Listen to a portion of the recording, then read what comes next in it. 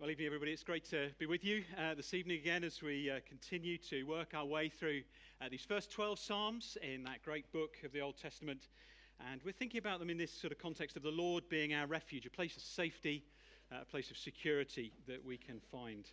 Have Psalm 10 open. That'd be really helpful as we spend a few minutes together looking into that this evening. There are many imponderable questions in life, aren't there?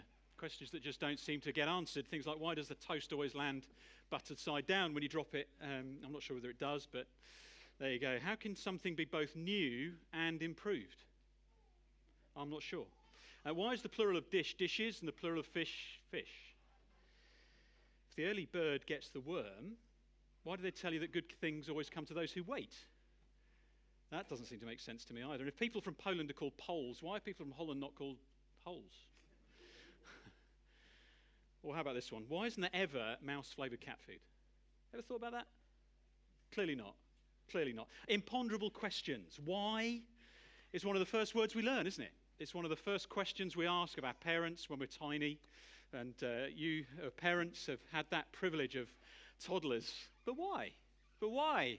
But why? But why? But why? And at the end you have to have some sort of kind of way of just shutting down the conversation before you either tear their hair out or tear your hair out. Why? It's a question that we often ask of God as well. Why? When we don't understand why things as they are, when life just seems to be kind of weighing in us, when we experience some of the things we've just sung about in that song, we're losing strength. Why? When you find yourself in a tight spot and things don't seem to be working out as you'd like them, why this? Why now? Why me? What are you doing about it, God? Why won't you step in and sort them out? Psalm 10 begins with just that question, doesn't it? You sense the abandonment, the bewilderment in the sort of voice of the writer, of the speaker. Why, Lord? Do you stand far off? Why do you hide yourself in times of trouble? Why? He's not saying God doesn't exist, is he? But he's pretty bewildered by the fact that, well, God's apparently inactive in this situation. He doesn't seem to be moving. He doesn't seem to be working. He doesn't seem to be coming through for me. And I guess as you look back on life, maybe even this evening, walking through some of the stuff that some of you are walking through, that question, why? Well, we relate to it, don't we? We've prayed. We've trusted. We believe that God is who he says he is. We believe that on the one hand, God is all-powerful. He can do all things. And we believe on the other hand that God is a God who is described as love. God is love. He cares for all that he has made. He has compassion for his people. And if those two things could come together, God's power and awesome majesty and ability to do anything and his love for all that he has made, why, God, are you not coming through for me when I need you to? How come we are left asking this question over and over again? Why do you stand afar off? Why do you hide yourself? Well, the psalmist really is addressing one of the bigger questions of life, if we put it like this. It's why do good things happen to bad people?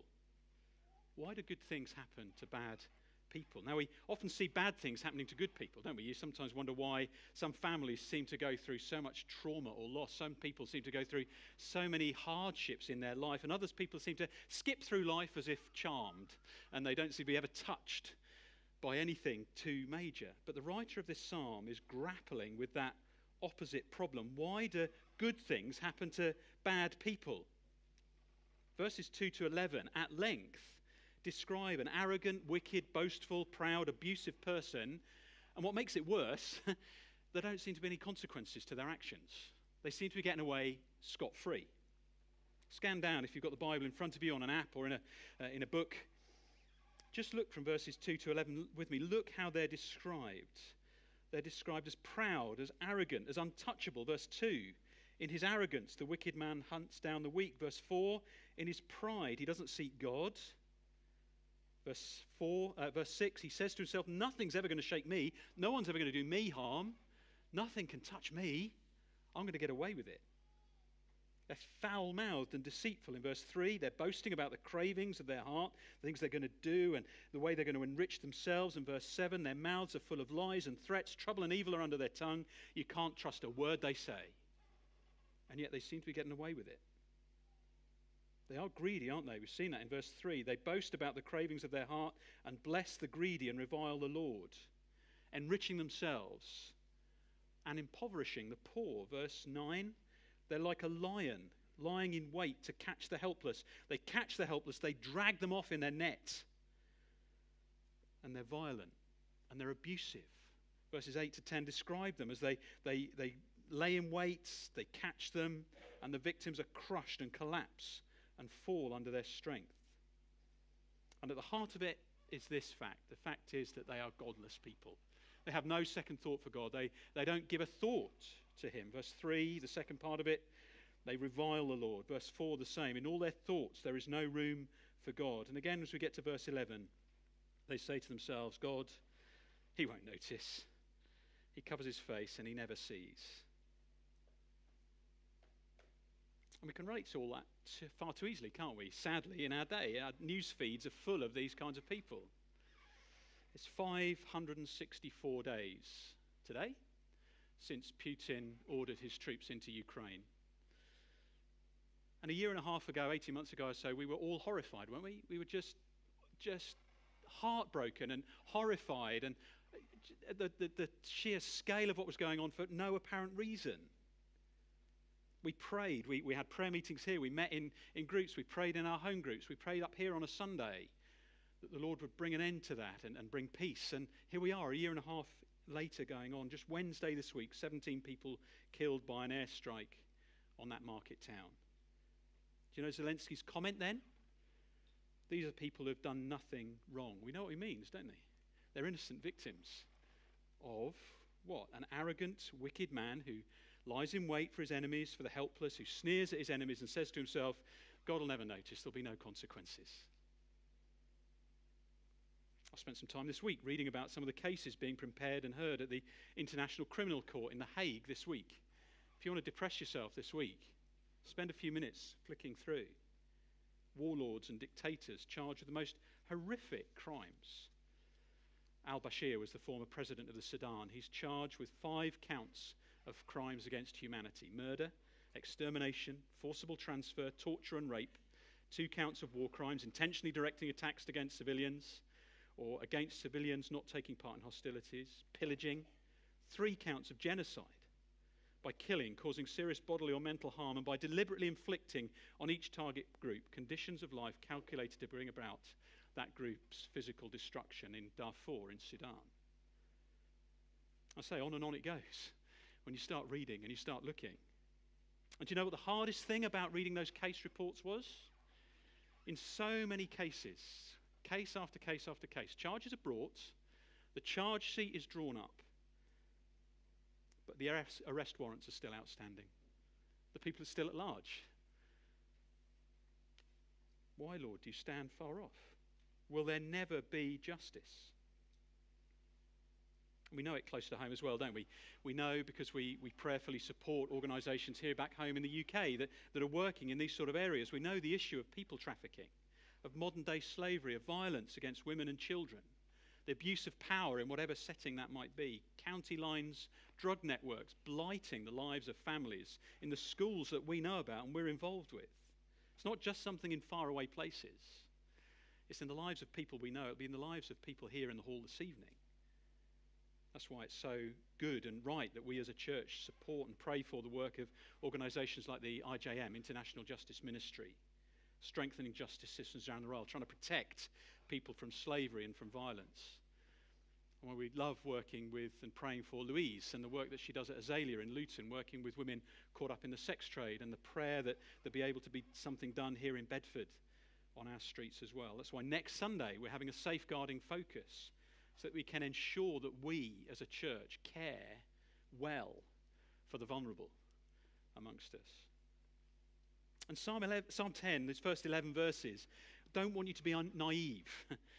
They don't want you to be naive about the reality of evil, its presence and its impact. And you're meant to feel the weight of it, verses 1 to 11. On a kind of hot summer's evening here, you think, goodness me, that's a bit heavy. But yeah, Psalm 10 is heavy, isn't it?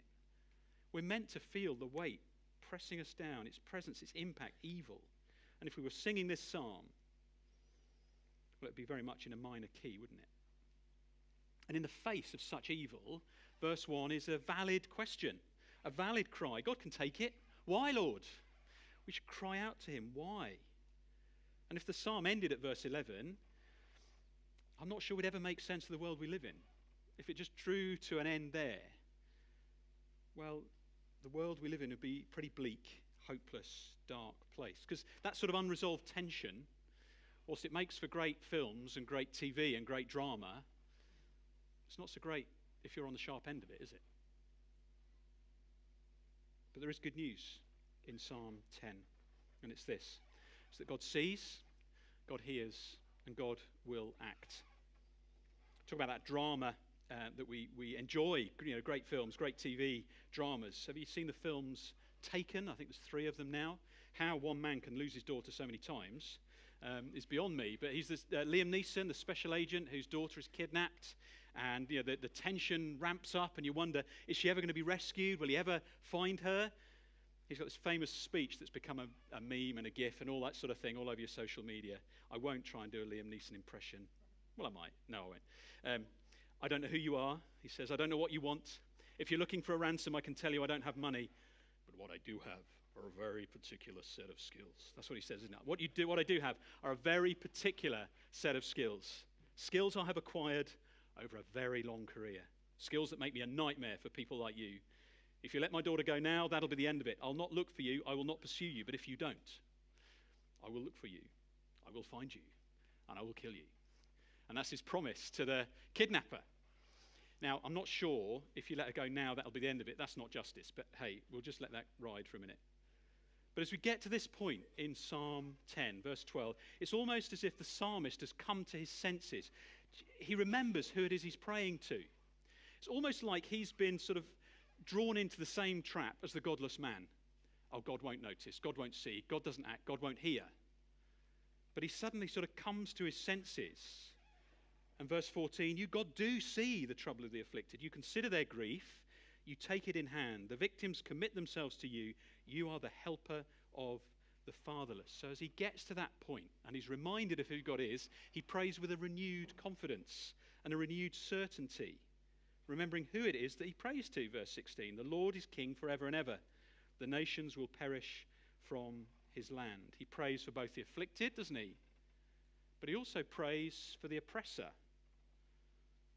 Do you see how he prays for him? Verse 15, break the arm of the wicked man, call the evildoer to account for his wickedness that would not otherwise be found out. What's he saying? Restrain his power. Restrict. End his ability, his power to cause havoc, to cause such suffering. Again, a valid prayer. Lord, break his arms. We can pray that for the dictators and the despots around the world. Lord, break their arms. Cease their power. Wind in their strength. But do you notice, even as those prayers begin to be offered, in the voice of the wicked man that we hear in the psalm, there's the beginning of a little glimmer of doubt in his voice. Look at verse 13. The wicked man, why does he revile God? Why does he say to himself, he won't call me to account? Having said there is no God, he's now saying, but if there is, he won't call me to account. Will he? See what the prayers are doing? They're starting to, even in that wicked man, have an impact. But notice a couple of things. Do we ever get a resolution to the problem of evil in this psalm? Let's say that's rhetorical. No, we don't. Do we get an answer to the why question? Why do you stand afar off? No. There's no reason given in Psalm 10. Is justice done? No, not in this psalm. How long do we have to wait for resolution? I don't know. We don't know. And sometimes what Psalm 10 is telling us is that that question may well have to be asked over and over again until we see God face to face. It may not be seen in this life. Some people wait a lifetime for justice, don't they? The victims of the Hillsborough disaster waited 30 years to see justice. And just last year, a former Nazi prison guard who was aged 101 years old was found guilty and sentenced as an accessory to murder at the Sachsenhausen concentration camp over 70 years later. Sometimes justice takes decades, sometimes it never comes. But verses 12 to 18 are very clear.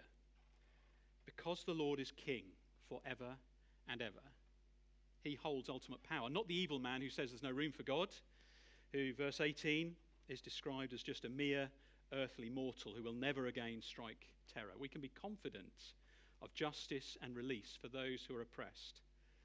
But there are no easy answers.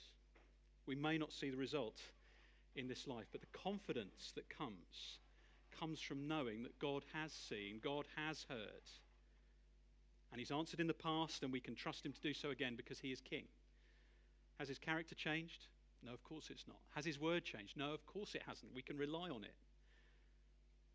The why may not get answered. I don't know why, but I'll still trust him.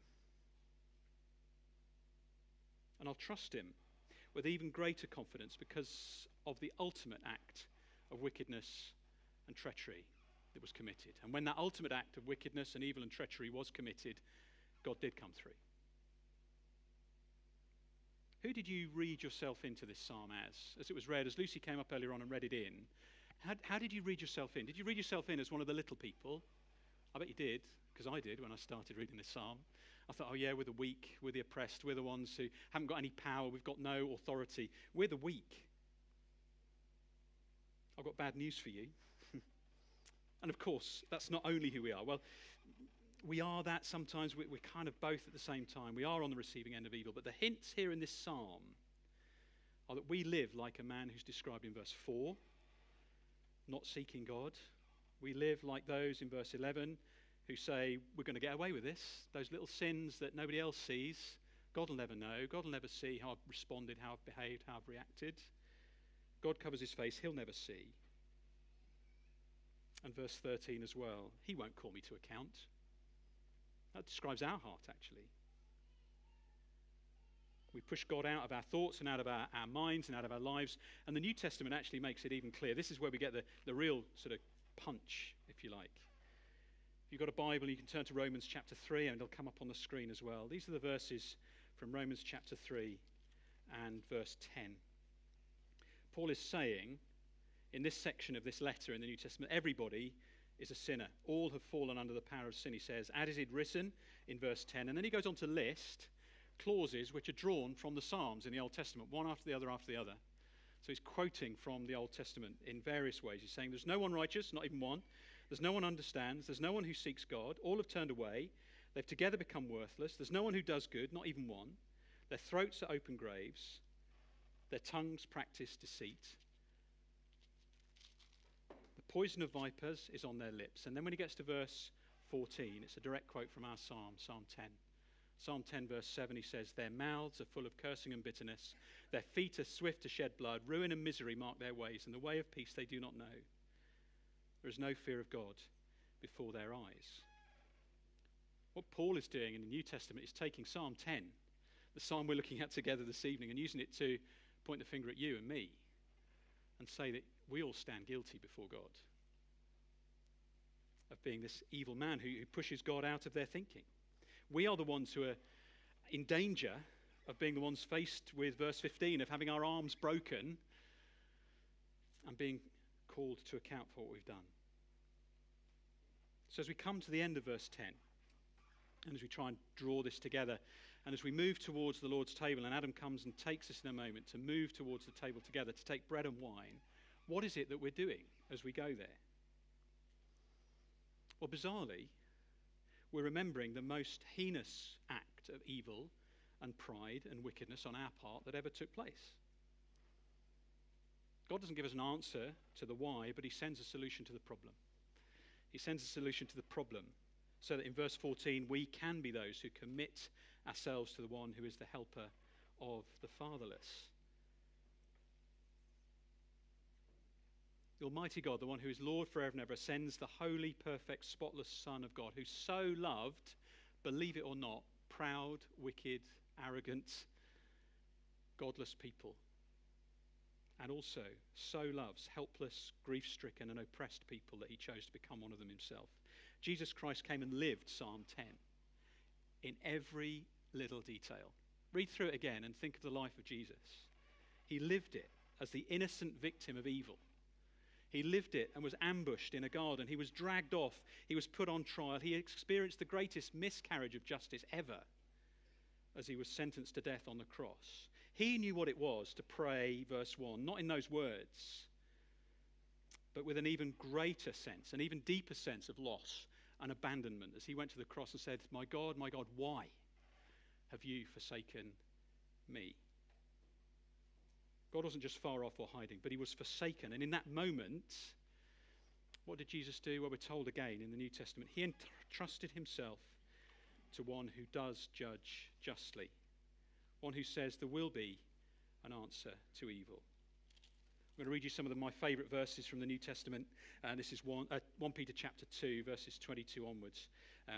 To this you are called, Peter says, because Christ suffered for you, leaving you an example that you should follow in his steps. He committed no sin.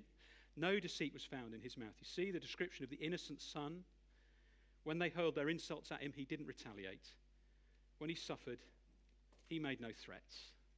Instead, he entrusted himself to him who judges justly. That's the example we follow when we don't understand, when we don't get it, when we don't know why. We bring ourselves and entrust ourselves to one who judges justly. The truth is, as Adam comes back and leads us in a moment, we're both the perpetrator and the victim at the same time. Our only hope, isn't it, is to trust the one who does see, the one who hears, the one who acted at the cross, the one who acted to bring us eternally close to him. And until we see him face to face, would God help us to walk by faith and not by sight.